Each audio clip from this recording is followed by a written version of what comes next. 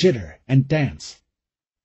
Disoriented and barely conscious, he tried to rise to his feet and staggered dizzily to one side, landing on a knee in the shallow water. Something whistled above him, and he looked up in time to see a huge piece of metal shaped like a bicycle wheel, and trailing a tail of smoke and cables, sail overhead like a mad comet. "Get down!" Jesse screamed. But Anthony couldn't hear him. He couldn't hear anything but a constantly ringing noise. Stunned, he watched the comet crash into the side of a trailer, splitting it in two and sending the smaller of the two halves tumbling end over end into another trailer.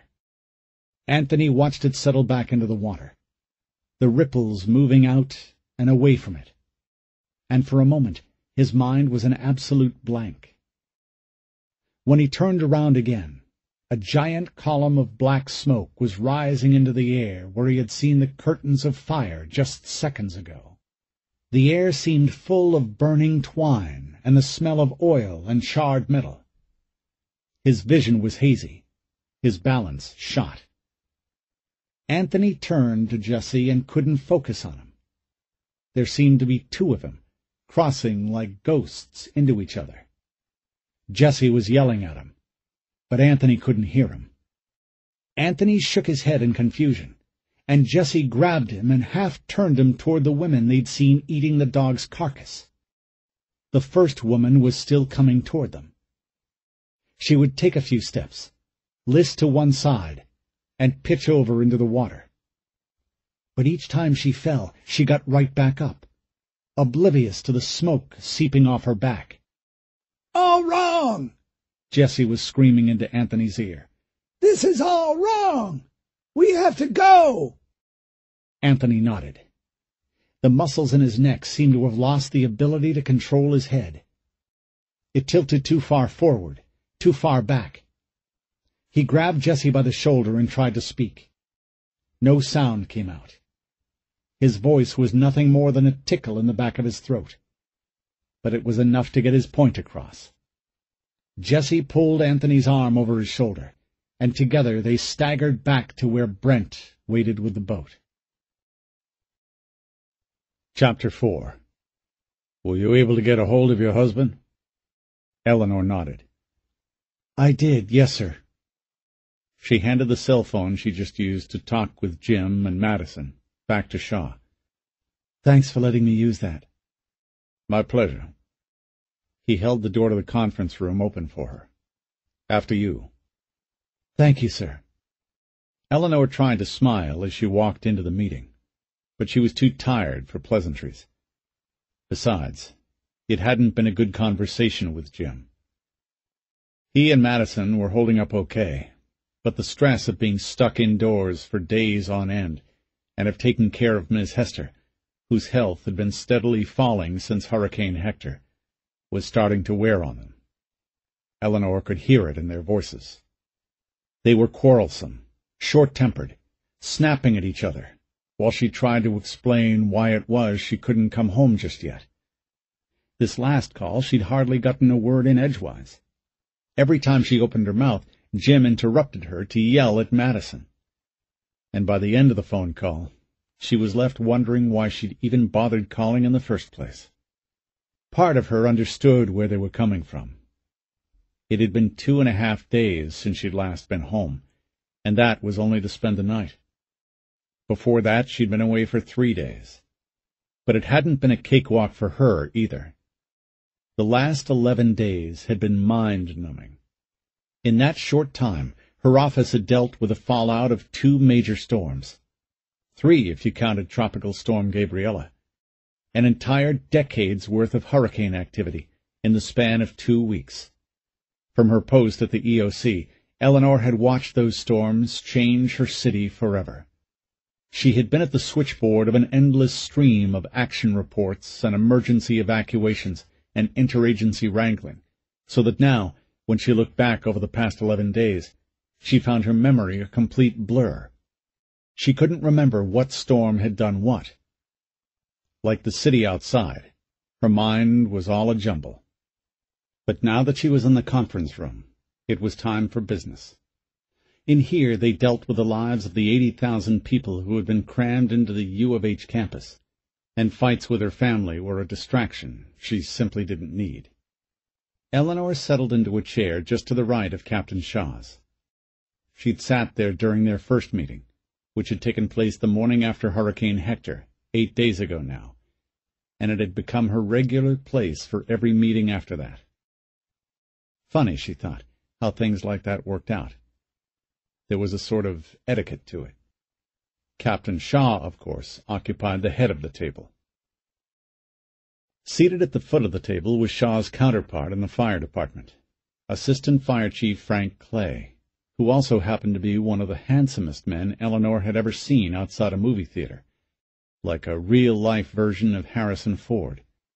These meetings had a way of going on way too long, and there had been several times during the past week when Eleanor, tired and bored, had found herself staring at Frank Clay, daydreaming like a heroine from a Lisa Kleypas novel.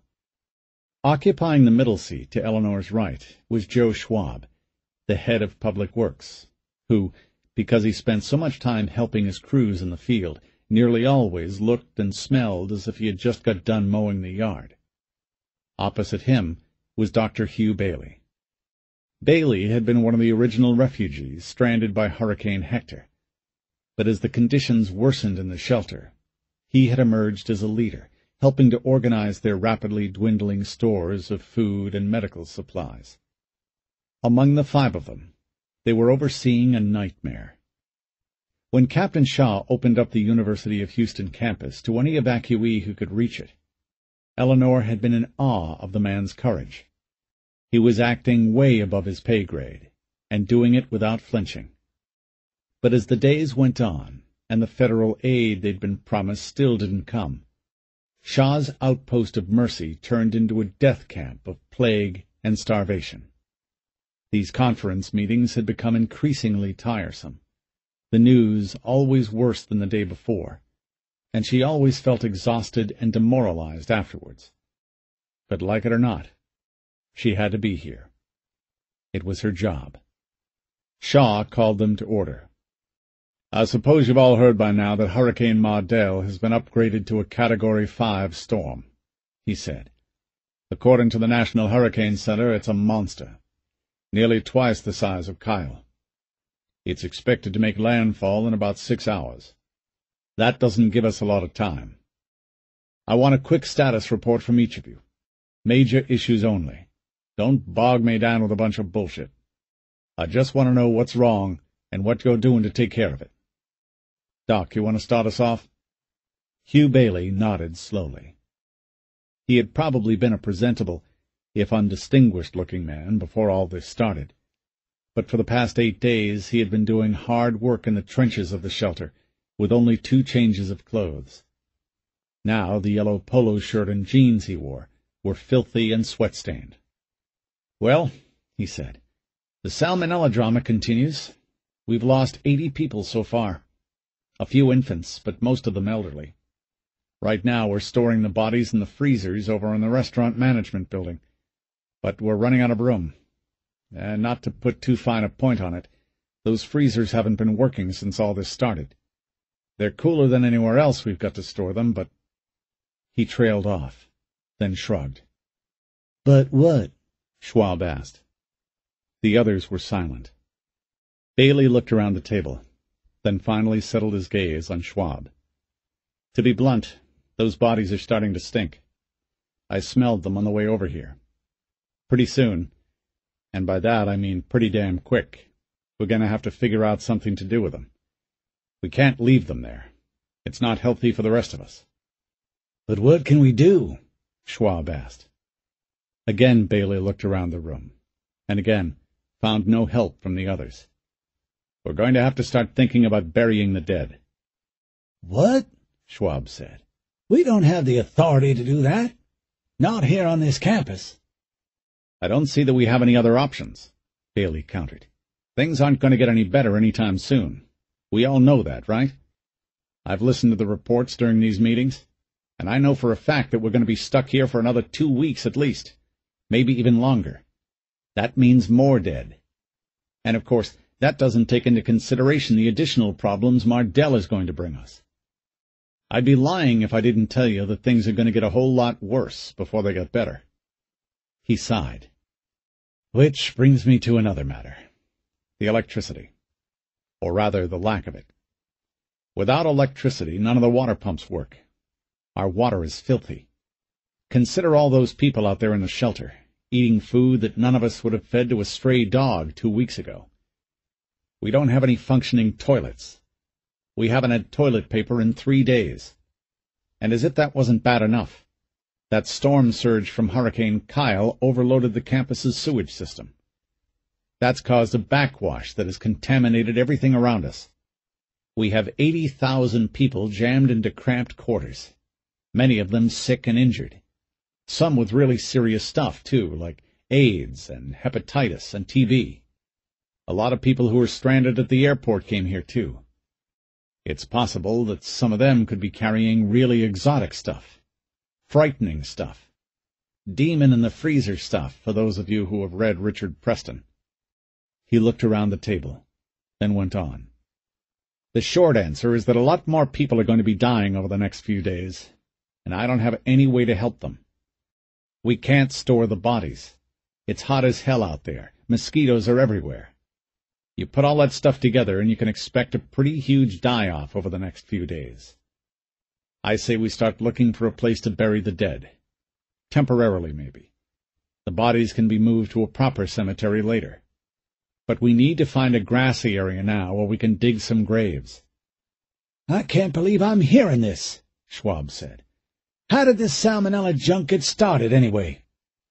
I don't think that's really the issue we should be worrying about right now, said Shaw, holding up his hands in frustration. Doc, we'll deal with the dead after we see what Mardell does to us. Right now, I just need the big picture. What else you got? Bailey nodded again. Okay, big picture.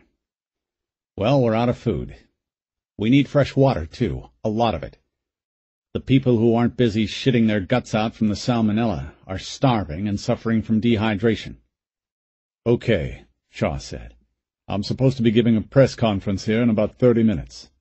I'll mention it then, and hopefully it'll light a fire under Homeland Security's ass. Anything else? Well, yes. While you're at it, you might as well ask for a barge loaded down with antibiotics to be brought in here. On top of that, I've got heart patients, diabetics, people with hypertension, and about 100 other chronic conditions. I don't have medicines. I don't have supplies. Even minor injuries are going to turn into something serious if I can't treat them correctly.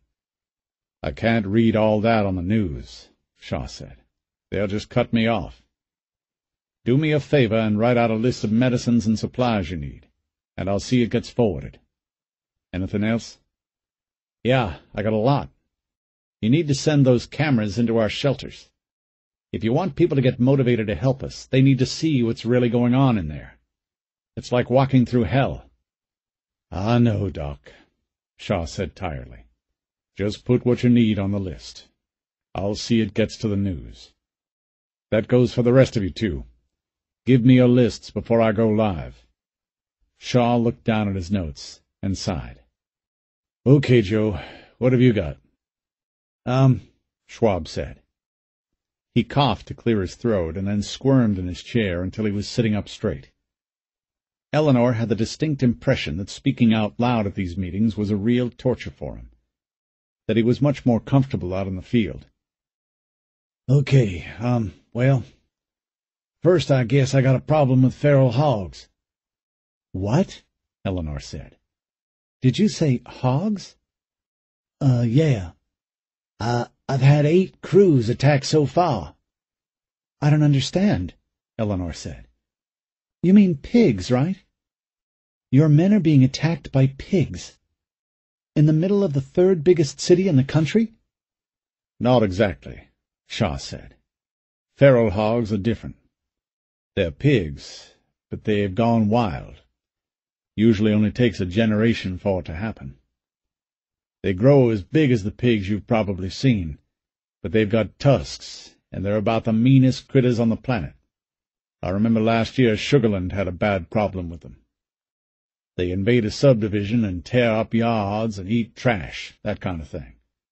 They even kill dogs and cats. They'll eat anything they can catch. I imagine that includes your men. That's right, Schwab said. The floodwaters are driving them out of the woods where they usually hide, and my men are running into them when they go to some of these pump stations. One of them gored a man last night. Luckily, he had some other guys with him, and they were able to beat the thing away with wrenches.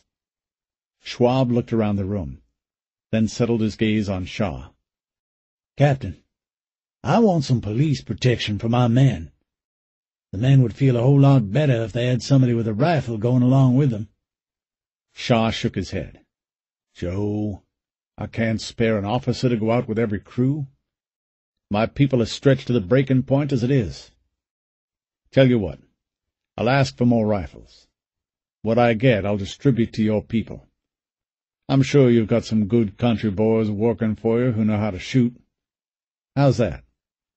Yeah, Schwab said. Yeah, that'll be okay. Good. Anything else? Well, I guess you know most of the problems I'm facing. None of that's changed. But there is one thing. Yeah? Schwab swallowed nervously. Some of my guys have been telling me about survivors they've seen. To Eleanor, Shaw seemed to suddenly stiffen in his chair. Yes, Shaw said. Have you guys had any reports of people, eating each other? Some of my men, they've heard from people they've pulled out of flooded houses that there are survivors out there eating each other. They break their way into homes and eat the people they find there. My men are scared. Ah, there it is, Eleanor thought. The genie's out of the bottle now. For several days they'd been hearing the same reports. Survivors wandering through the flooded ruins of South Houston in such a deep state of shock that they act like zombies. And there had been multiple reports of cannibalism. That part wasn't rumor. They'd confirmed that. And though he wasn't in on the intelligence, Dr. Bailey had as much as predicted it during one of their previous meetings. Many of the survivors, he had said, will be dealing with stress levels far beyond their tolerance. Anxiety over the survival of family and friends, over their homes and pets and cars, would be driving even emotionally stable people to the breaking point. Post-traumatic stress disorder would be about as common in the flooded remains of the city as mosquitoes, and that would lead to some pretty odd behaviors. "Listen to me," Shaw said. There was a hard note of warning in his voice. "That right there is going to stop. We're not going to go around spreading a lot of wild-ass rumors about cannibals, you understand me? Tell your men there are no cannibals out there. There are survivors who are starving, yes. A lot of them are probably in shock, too. But they are not cannibals. Got it?" Eleanor looked at him, her mouth agape in surprise. What was he saying? The two of them had had conversations on this very subject. What he had just said was the exact opposite of reports he himself had confirmed 2 days earlier. He caught her eye and gave her a barely perceptible shake of his head. But the message was clear. Quiet. Don't say a word. I got it, Schwab said. I was just wondering. There's nothing to those rumors, Shaw repeated. Anything else? No, sir. Good. Frank, how about the fire department? Eleanor was still looking at Shaw when Frank Clay started to speak. Big news for us is the nearly 7 million 911 calls we've been unable to answer. By federal law, each one will have to be followed up on after Mardel. That'll mean some have been holding for nearly 2 weeks. Well, most of those will just have to wait, I guess, said Shaw. Yeah, but the time lag isn't the problem. The problem was what our men will encounter when they go into the areas where most of the calls are coming from. Rescue workers, that's your people and mine, Mark, are going to be dealing with a lot of unknown contaminants in the water. Chemical, biological, rotting dead bodies, sewage, you name it.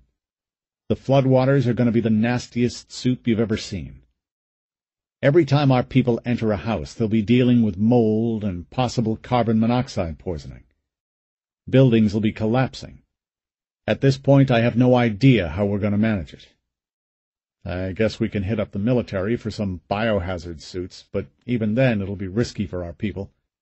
And of course, we haven't even talked about what Hurricane Mardell is likely to do to us. Shaw nodded slowly. That'll have to wait, Frank. Write me up a list of critical assets, and we'll get some people to work securing them. Shaw let out a sigh and stood up. All right, he said. That's it for now. I want each of you to head back to your posts. Frank, send me anything you come up with to help us get ready for Mardell. The rest of you, batten down your hatches and pray for the best. And just like that, the meeting was over. The others filed out in silence, leaving Eleanor and Shaw alone. Shaw gathered up his papers and maps and jammed them into a canvas attaché case embossed with the HPD's logo on the side. He slid the strap over his shoulder and pulled out his pack of cigarettes. They walked out of the room and down the library's front steps together. It was a little after 10 a.m. On a normal Houston September morning, the sun would have been beating down on them.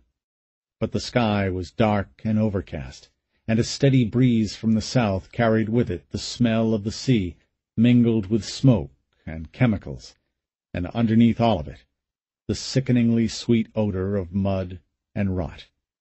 The air had not yet turned the eerie chemical green that announced a coming hurricane, but the smell of the breeze left little doubt that it was on the way, and it was going to be a killer. "Captain," Eleanor said, "you mind if I ask you something?" "Depends. You mind if I smoke?" "No, I don't mind." "Good. Then ask away." She watched him shake a cigarette loose from the pack and light it with a brass-plated Zippo. "You lied to Joe Schwab in there.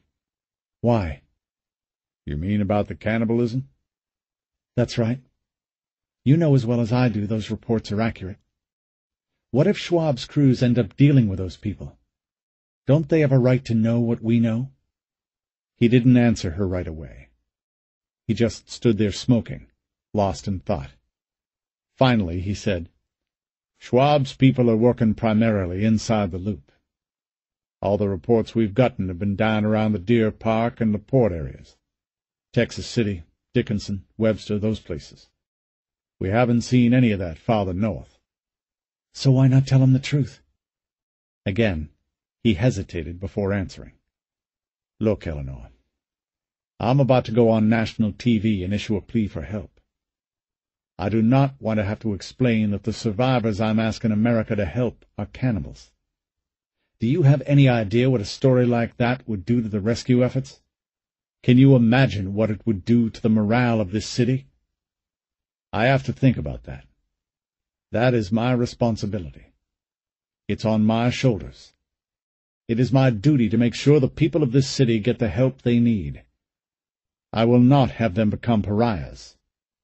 Eleanor glanced across the trash-strewn lawn between the library and the back of Hoffman Hall, where the camera crews were already massing for the press conference. "And what about them?" she asked. "What if they ask you about it, point blank? What will you say?" "I will tell them we've had our fair share of looters. I'll say we've heard reports of people eating their pets. I'll tell them we've found plenty of shell-shocked survivors.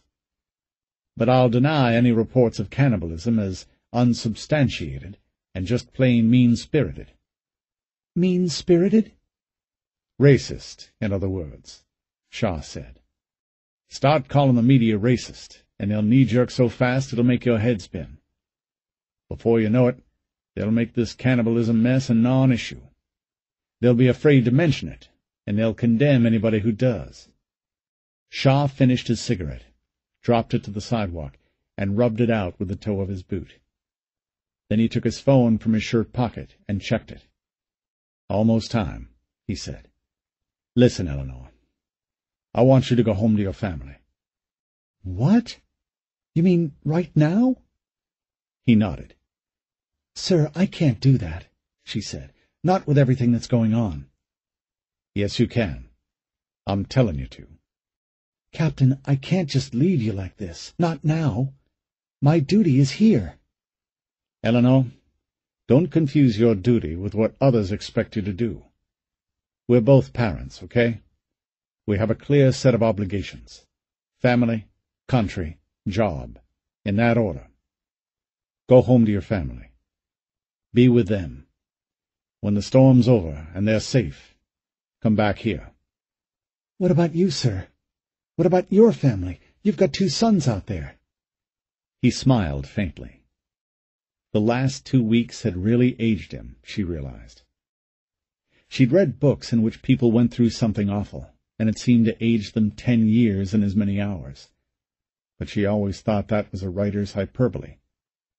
Real people didn't age like that. But he had. She could see it in the slump of his shoulders, and in the nests of lines that spread out from the corners of his eyes like river deltas. I've already taken care of my family's future, he said. Don't worry about that. My sons will walk away from this with a future they can count on. Now it's time for me to move on to my other obligations. She looked across the trash and mud-strewn yard, where the reporters waited like a pack of hungry hounds, and an awful feeling stirred in her. What are you going to do? She said. I'm going to go over there and become a scapegoat for every act of mismanagement this city has done up to this point. I'll take the blame so others can pick up the pieces when this is all done and lead the city forward. And when I'm done with that, I'm going to come right back here and see if I can't help some of the people in our shelters. She started to object, but found she didn't really have the words for it. What he was saying was awful, but it did make sense. As soon as conditions in the shelter hit the front page of the newspapers and scrolled across the home pages of every Internet provider the world over, the public would demand to know why it had all gone wrong. If Shaw took the blame, it would give the city's leaders the public opinion mandate they would need to move Houston out of this crisis. If that was even possible. Go home, Eleanor, he said, and turned and walked off toward Hoffman Hall. She watched him go, a little stunned, and filled once again with awe for the man's courage.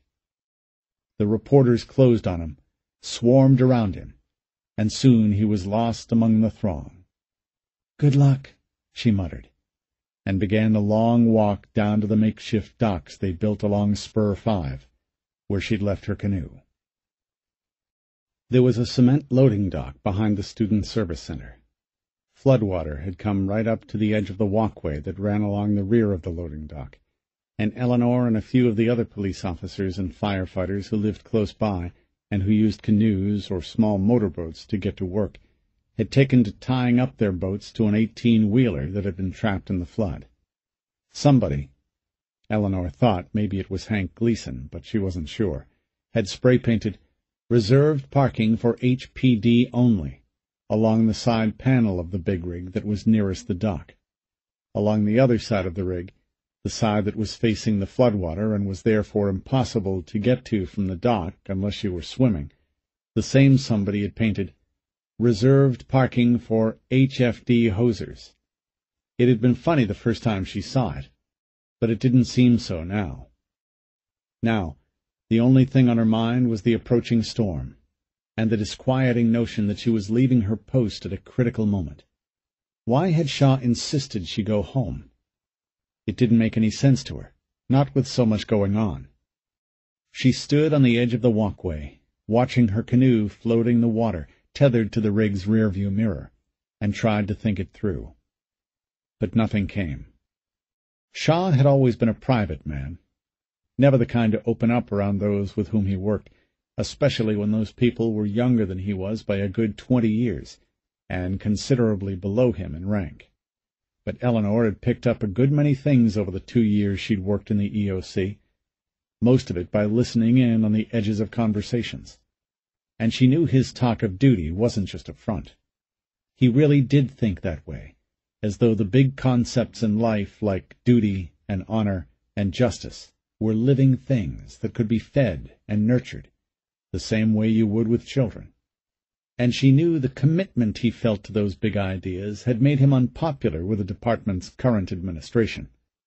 They looked on him as an inflexible, hard-headed dinosaur, more a nuisance than an asset, somebody who needed to be put somewhere out of the way, where he could work out his remaining few years until retirement in relative isolation, and then, they hoped, go away quietly. She thought of him going into that horde of reporters, the camera crews looking as though they might chew him to pieces, and smiled bitterly. Fate, it seemed, had other plans for Captain Mark Shaw. Still, the canoe waited. Her family waited. She thought of Madison, who, at the beginning of this mess, had helped her move their household supplies upstairs with the bored air of a teenager going through the motions, but who was now acting as a full-time nurse for Miss Hester, carrying the weight of responsibility like a grown-up. And Eleanor wondered if Shaw hadn't had a point about the family being the prime duty of a human being. Hadn't that been what attracted her to working in the EOC in the first place? Didn't she feel a sense of rightness when she prepared her family's disaster plans? Maybe it made sense after all. Eleanor untied the canoe and set out. She paddled away from the Student Service Center, through the ghosts of flooded buildings and over the roofs of submerged cars. Occasionally she heard an antenna scraping against the metallic bottom of the canoe. Then she went under the freeway, and when she came out on the other side, she was in open water. In the distance she could see I-45, a dark spine of concrete stretching across the horizon. It took 10 minutes of paddling to put the campus well behind her. Home was another 3 miles to the south, and she figured she'd be able to make the distance in plenty of time to help Jim and Madison prep the house for the storm.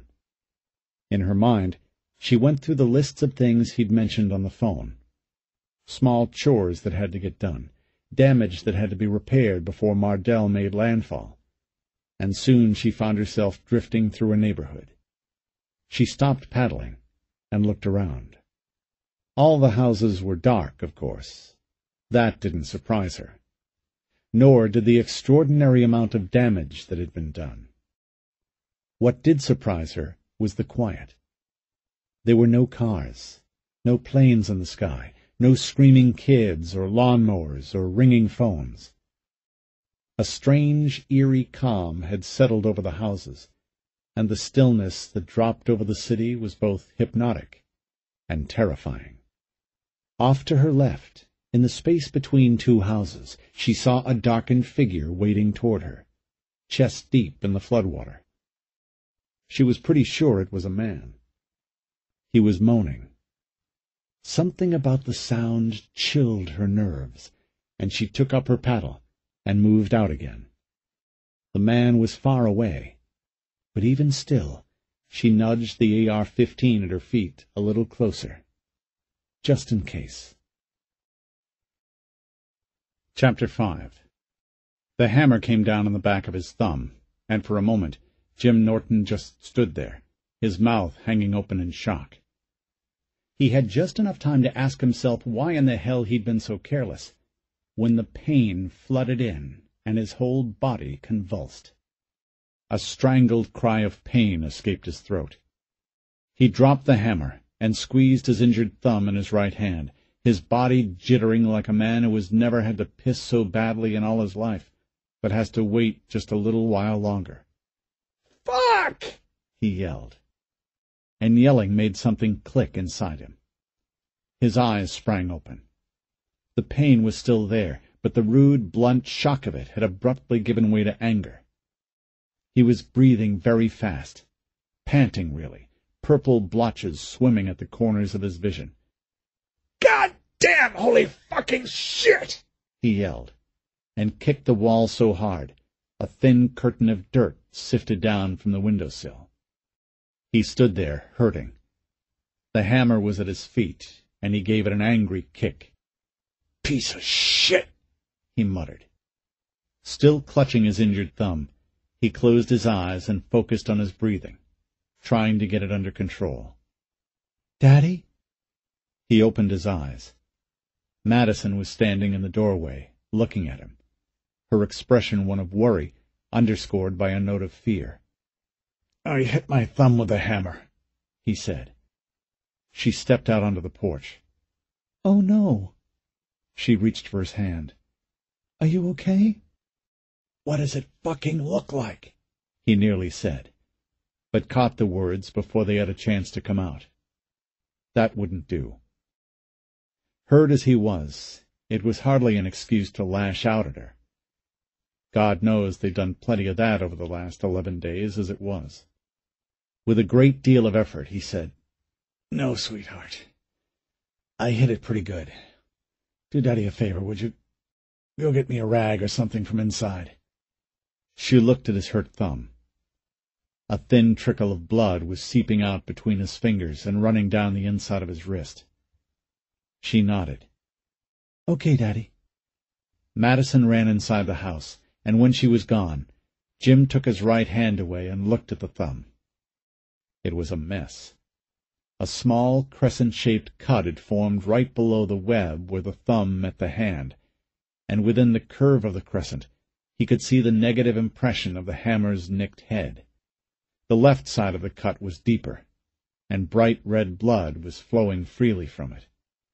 Tentatively he tried to move the thumb, and right away felt like somebody had jammed a live electrical cord into his wrist.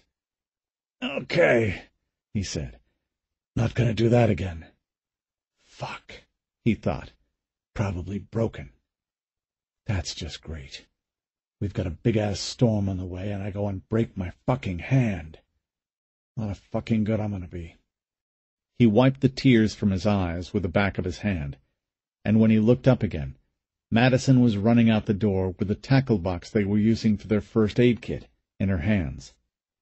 She put it on the porch next to his feet, then took his huge hand in her small ones. "Easy," he said, wincing. "I think it's broken." He tried to pull it back, but Madison held on firmly. She made a clucking noise and kept on examining his hand, turning it this way and that. Jim Norton chewed his fingernails. Always had, and probably always would, no matter how much Eleanor complained about it. As a result, his fingernails always had a ragged, unkempt look. He wasn't especially self-conscious about it, no more than a smoker is about smoking. But it did make it difficult to pry open the tabs on Coke cans or pick coins off a counter. Eleanor would sometimes see him struggling, and she'd make the same clucking noise Madison was making now. It was an impatient, "Here, let me do it," gesture, and as he stood, watching his daughter examine his injury, he realized how very much she was beginning to look like her mother. "It's not broken." She said it flatly, like a pronouncement. "Feels broken." "It's not. Just cut real bad. If it was broken, I wouldn't be able to move it like this." "Huh," he said. He looked at his injured thumb and frowned.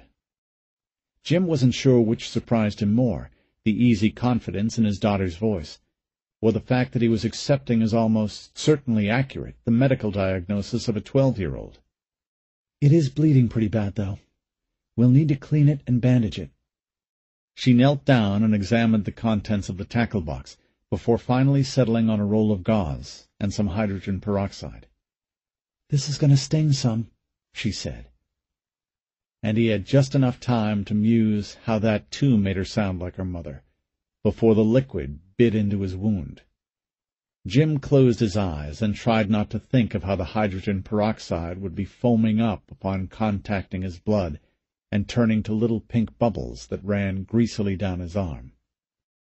He could, he knew, be an awfully big baby sometimes, and the thought brought on a wave of bitterness that was as palpable as half-chewed aspirin clinging to the back of his tongue. Eleanor had once told him how thankful she was to have found him. They had been in the car at the time, coming home from an Astros game. Jim was driving, and Eleanor was in the passenger seat, her legs curled up beneath her. He glanced at her, a small, curious smile at the corner of his mouth, and said, "What brought that on?" He knew she had dated some before they met. They never really talked about past loves. They both knew the other had had them, but there was never any reason to bring them up. Those were all in the past, and they hardly mattered. Certainly no more than a batter's practice swings before stepping up to the plate for real. And what they had together was real. It was for keepsies, as she sometimes said. So he was a little surprised when she started telling him about some of the guys she had dated before she met him. "This was after I became a cop," she said. "Before that, it was no big deal. Back in college, guys were just boys. No big deal. But after I became a cop, things just got weird. I learned to avoid telling guys what I did for a living, because once I did, they got all crazy on me." "Crazy?" he said. "Like how?" "Not anything mean, nothing like that. They just sort of drifted off, Sometimes they'd become defensive. Sometimes they just stopped calling. I used to think it was me, like maybe I was doing something wrong. I don't know. I wondered if I had a nasty case of halitosis or something."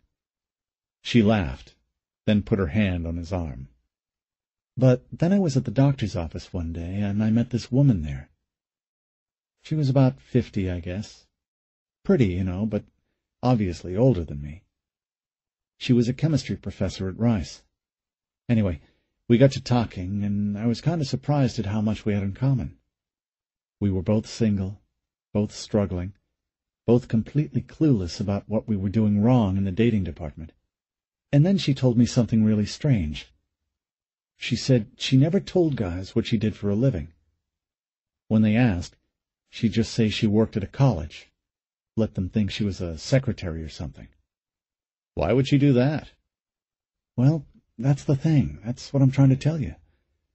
You see, when guys found out she was a Ph.D., they ran the other way. They got intimidated, I guess. It was the same with me.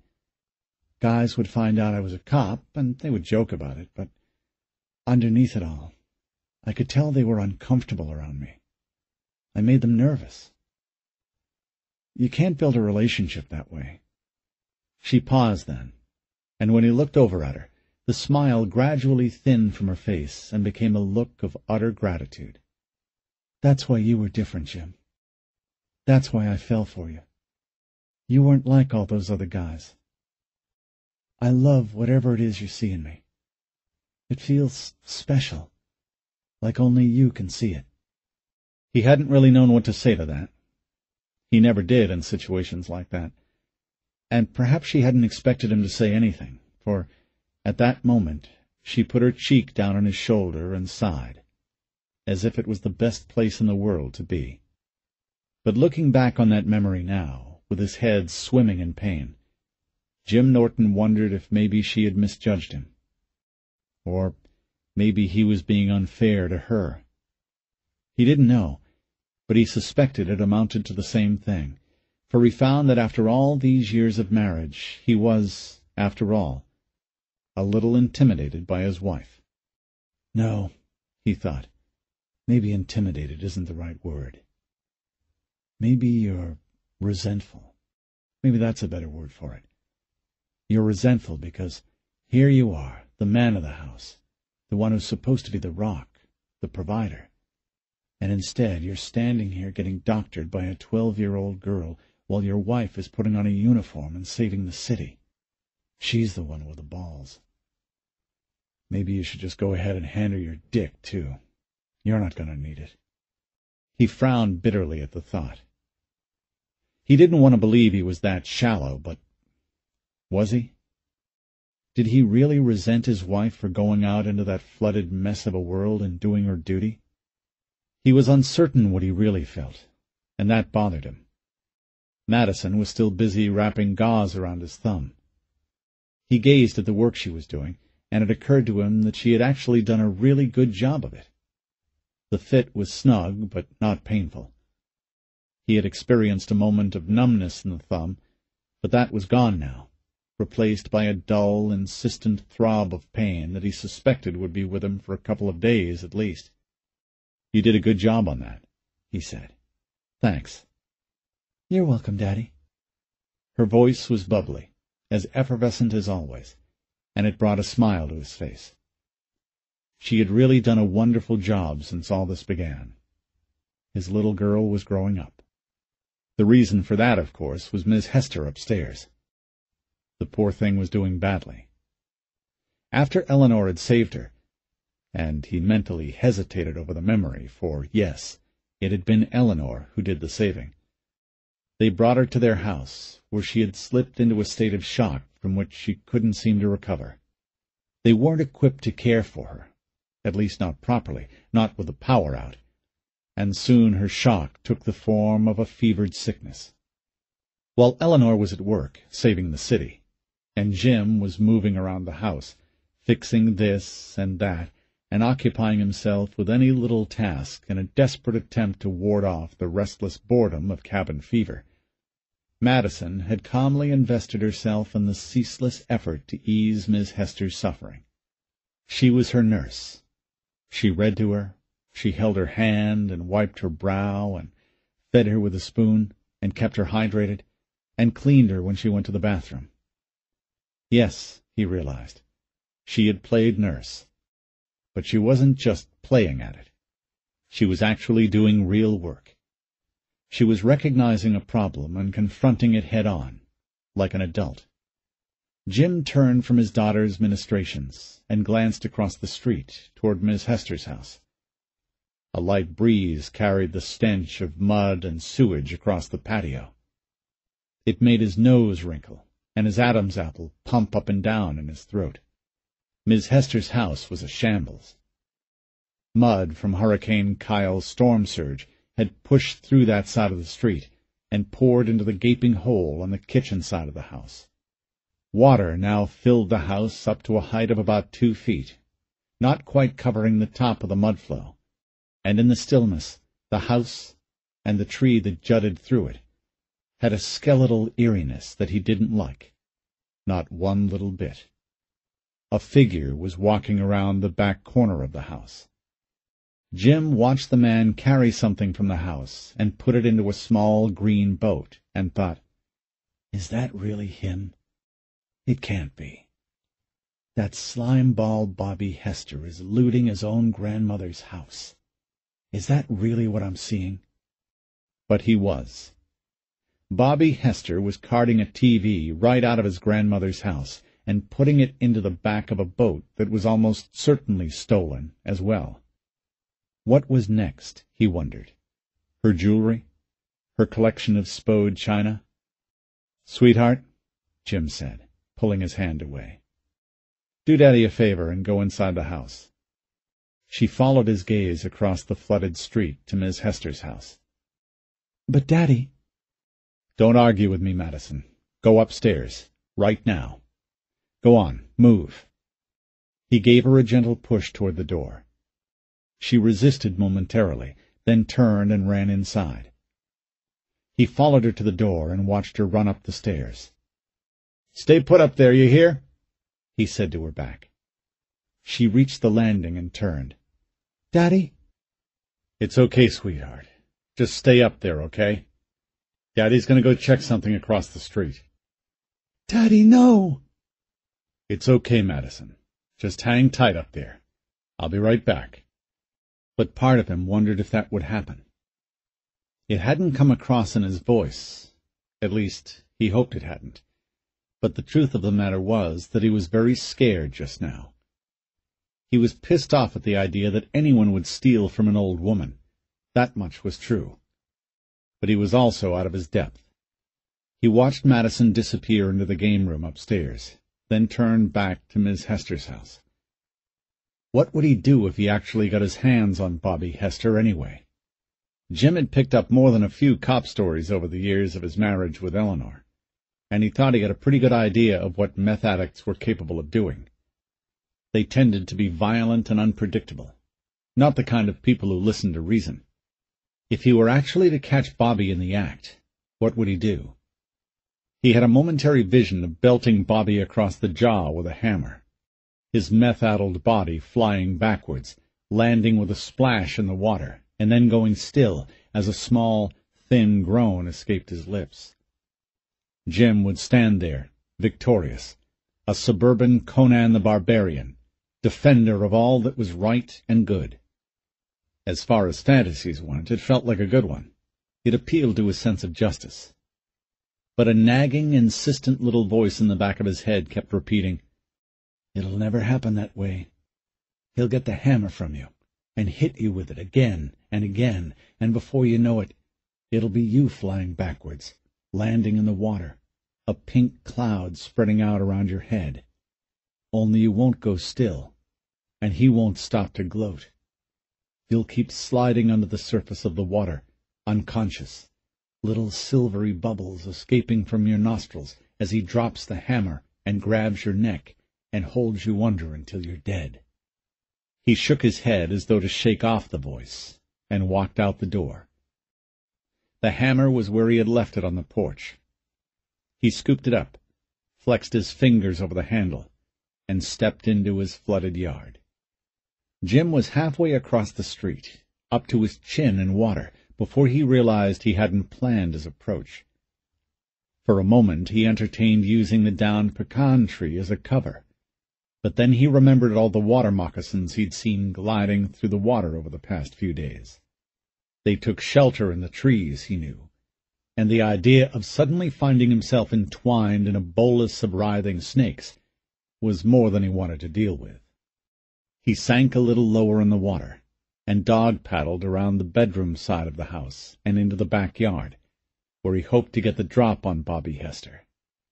And as he peered through the open back door and saw Bobby in the kitchen, struggling to remove a microwave oven from its alcove on the wall, it appeared his plan might actually work. Staying low in the water, the hammer gripped tightly in his right hand, Jim glided through the living room. He stopped at the edge of the couch and slowly rose from the water. Bobby Hester was busy pulling at the microwave, grunting and cursing under his breath. But as Jim closed the distance between them, the situation abruptly changed for the worse. Bobby took his hands down from the microwave. His back was still to Jim, but his head was turned just enough for Jim to see dark light in Bobby's left eye. "You're in my house," Bobby said. Jim froze. The distance between them was maybe 8 feet. Even in hip-deep water, Jim figured he could probably close that distance in the wink of an eye. But it wasn't going to happen. His fear had rooted him to the floor as surely as if hands had come up from the dark water and grabbed his ankles. A flood of adrenaline twisted his stomach into knots. He could feel his face and his scalp tingling with a heated electric flush. "Come on, Jim," he thought. "Do something. Don't just stand there. He'll know how scared you really are." "This isn't your house, Bobby." At the mention of his name, a wicked smile lit the corner of Bobby Hester's mouth. One hand went into the dark recesses of the shelf in front of him, and came out with an imposing 10-inch chef's knife. Jim saw a flash of light dapple across the blade as Bobby turned to face him. "This is my grandmother's house," Bobby said. "Might as well be mine." There was a maniacal light dancing in Bobby's eyes, not sane. Dark pockets, like bruises, filled the hollows of his cheeks, and when his burned and bloodless lips spread open, they revealed a mouth of broken and blackened teeth. Jim thought, "That's a tweaker's face. The man is amped up as high as a body can go." "Oh, shit, what have I done?" "You don't have her permission to be here," Jim said. He was trying as hard as he could to sound confident and strong, but no amount of trying could keep the tremors from his voice. He heard it, and he was pretty sure Bobby Hester heard it too. "You need to get the hell out of here, Bobby. Just walk out that door over there." Bobby glanced down at the knife in his hand. It was a deliberate gesture, full of implication. Then he looked at Jim, his eyebrows raised. "I tell you what I need to do," Bobby said. "I need to get the rats out of my grandmother's house." No sooner had the words left his mouth than he lunged forward, slashing the knife in the air between them.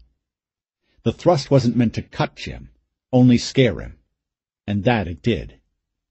Jim stumbled backwards, falling over something under the water. He wasn't sure what. He managed to keep from going all the way under, but the damage was done. Bobby threw his head back and let out a savage sound that was part laugh, part battle cry, and he charged again, jabbing the knife in front of him like a bayonet. Jim scrambled away from the knife until his buttocks hit the submerged top of Miss Hester's kitchen table.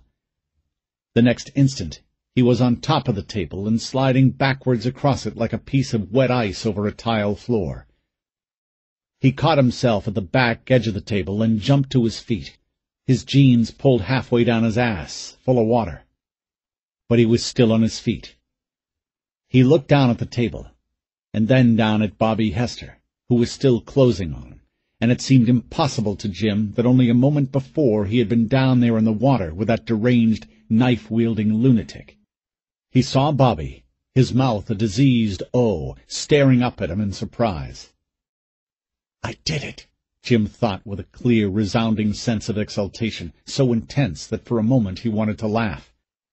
The laughter died inside him a split second later, though, for Bobby charged the table and grabbed it by the corners and started to shake it. "Whoa!" Jim said, as the table trembled below him. He could feel it tilting to one side, and as it reached the tipping point, Jim's feet slid out from under him and the hammer went flying. For a horrible moment he tracked its flight, watched it tumble end over end until it plunked into the water and slipped into darkness. But the table was still tipping, and Jim's balance was gone. His feet slid out from under him and he went down, landing on his ass just a few inches from the edge of the tabletop. He was lucky he hadn't landed squarely on it, for the table was heavy wood and slate, and solid enough it might have broken his back had he hit a few inches farther to his right. As it was, the force of his weight coming down on the table slammed it back down flat on the ground, and Jim bounced, unhurt, into the water. Bobby lunged for him again, screaming something that Jim couldn't exactly understand, though the murderous intent behind the sound was plain enough. In that instant, a plan popped into his mind fully formed. Rather than try to get to his feet and run away, Jim went under the water, under the table, and kept on swimming back in the direction of the living room. The water was black. He didn't dare open his eyes, not with all the garbage and chemicals floating around in it. He just kicked wildly, his hands groping blindly at the emptiness around him, hoping he was going in the right direction. When his hands hit the recliner, he knew he was in the right spot. He felt for the little side table Miss Hester had always kept there. "Where are you? Come on," he thought. "It's here somewhere." And then his right hand closed around a small ceramic figure. Jim shot to the surface, drew a deep breath, and spun around. Bobby Hester was still in the kitchen, but was already charging toward him, the knife still in his hand. Jim had just a moment to examine the figure, an angelic child dressed in a graduation cap and gown and holding a small, tightly rolled diploma, bought in honor of Madison's promotion from elementary school to middle school, before Bobby Hester shrieked at him, "I'm gonna fucking kill you!" But now, with the cold reassurance of some distance between them, and still riding the excited high of his narrow escape over at the kitchen table, Jim Norton saw that he could do this. He tossed the figurine an inch or two in the air, giving it a quarter turn, wrapped his index and middle finger over the base like a pitcher about to throw his best heat, and let it fly at Bobby Hester's head. Bobby flinched away from the hurtling figurine. He threw up one arm to block his face, but it was too little too late. The figurine struck his forearm with a solid-sounding clink of porcelain on bone, and was immediately followed by a howl of rage and pain from Bobby. Jim reached under the water and came up with another figurine. There was a whole army of the things down there, and he was on fire. He threw the next figurine and caught Bobby in the chin. Bobby staggered back, stumbling over something in the water. When he looked back up at Jim, there was an expression of utter surprise on his face. Jim laughed at him. He reached into the water for another weapon, but when he came up, he found that Bobby was no longer looking at him. And the expression of surprise on his face was gone, replaced by a sour sneer of contempt. Jim looked over his left shoulder and saw Eleanor standing there, her pistol in her hand. "That's far enough, Bobby. Put the knife down and leave." "Fuck you, bitch! This is my house!" The word broke off mid-syllable, for at that moment Eleanor fired a single shot, the bullet smacking into the wall less than a foot from Bobby's ear. "It's up to you," she said. "We can stay here and discuss it if you want to, or you can crawl your miserable hide right out that hole in the wall behind you. But just remember this. If you want to stay, I've got orders to shoot looters on sight if necessary." Jim shifted his gaze back to Bobby Hester.